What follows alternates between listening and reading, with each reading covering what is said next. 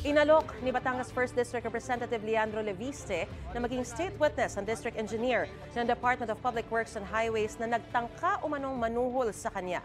Ito'y matapos magsampa si Leviste ng mga reklamong direct bribery, corruption of public officials at paglabag sa Anti-Graft and Corrupt Practices Act laban kay District Engineer Abelardo Calalo sa Batangas Provincial Prosecutor's Office. Paliwanag daw ni Calalo kay Leviste nakasanayan ng hindi dumaan sa bidding ang DPWH project sa kanilang distrito.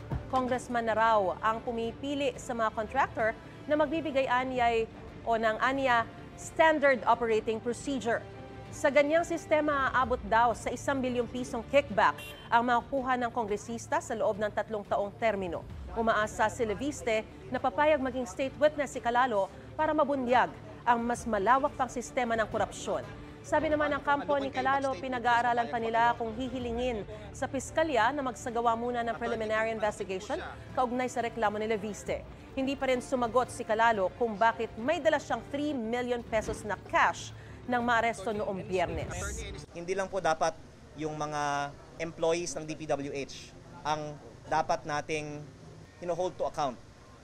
May mga mas guilty pa kaysa sa mga DPWH employees na ito.